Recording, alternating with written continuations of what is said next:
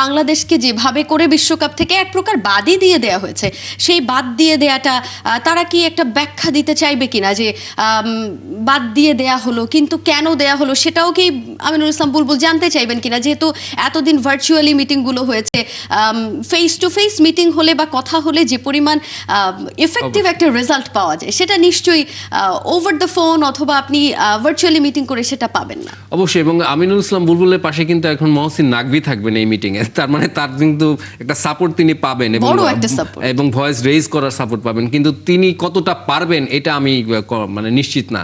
কারণ এখানে আমরা শুনেছি যে আইসিসি ভার্চুয়াল মিটিংগুলোতে কিন্তু তিনি সেভাবে করে আসলে উপস্থাপন করতে পারেন, তিনি টেম্পার্ড হয়ে গিয়েছিলেন এবং ওই পাশ থেকেও খুব মানে পরিবেশটা আসলে ভালো ছিল না। তো এখানে লাহোরে শান্তি বৈঠক যেটা আমরা বলতে চাচ্ছি যে এইখানে কি হয়, আমার মনে হয় যে আমিনুল ইসলাম বুলবুল তার কথাগুলো তিনি যদি বলতে পারেন এবং মহসিন নাকভি যেহেতু তার সাপোর্টে থাকবেন, আমার মনে হয় যে তিনি আসলে পরিস্থিতিটা বুঝাতে পারবেন যে এই বিশ্বকাপ আমাদের খেলার কিন্তু নিঃসন্দেহে একটা বাংলাদেশের উপরে একটা ব্যাড একটা ইমপ্রেশন কিন্তু চলে এসেছে, কারণ এই যে জটিলতাগুলো তৈরি হয়েছে।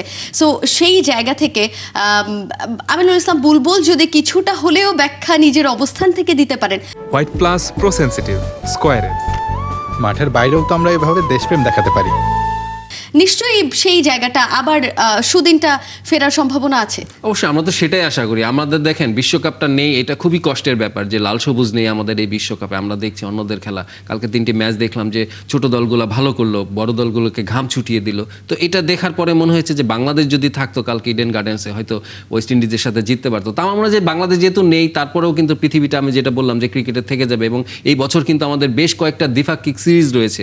সেই দলগুলোকে আনার ব্যাপারে যে একটা নিশ্চয়তা আপনার রাখতে হবে এখানে, এবং এর পরবর্তীতে কিন্তু দেখা যাবে যে অস্ট্রেলিয়া, নিউজিল্যান্ড এরা কিন্তু আমাদের সবাই কিন্তু ভোটিংয়ে সময় কিন্তু আমাদের বিপরীতে ভোট দিয়েছে। সুতরাং তাদের সঙ্গেও সুসম্পর্ক রেখে এবং তাদেরকে আনার নিশ্চয়তাটা আনতে হবে আমিনুল ইসলাম বুলবুলের। পিয়াল, যেটা রিপোর্টটার শেষে আমরা দেখছিলাম যে ক্রিকেট শুধু টাকার খেলা নয়, ক্রিকেট শুধু ব্যবসারও নয়, এখন ক্রিকেটটা আসলে দর্শকদের মাধ্যমেই প্রাণ পায়।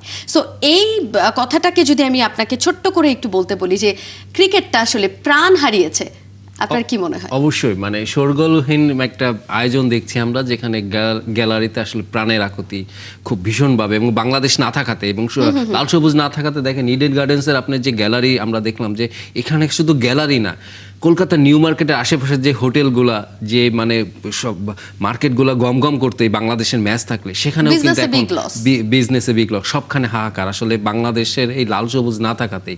আমার মনে হয় যে এরকম সাপোর্টারবিহীন, এবং যেটা বললো যে পাকিস্তানের ওই কলম্বোতেও আমরা দেখলাম যে ওখানে মানে হাহাকার চলছে। বিশ্বকাপ ঘিরে কিন্তু হিউজ দর্শক বাংলাদেশ থেকে ইন্ডিয়াতে যায় খেলা দেখতে, এবং ম্যাচের টিকিটের দাম যদি অনেক বেশি হয় তবু তারা সেটাকে কনসিডার করতে এক প্রকার ইচ্ছা করেই কনসিডার করতে পারে।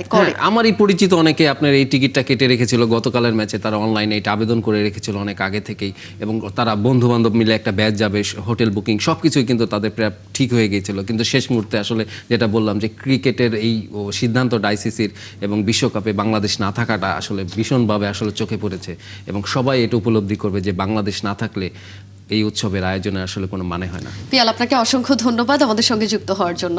আমরা প্রত্যাশা করি ক্রিকেটে দর্শকদের মাধ্যমে আবারও প্রাণ ফিরুক। অবশ্যই।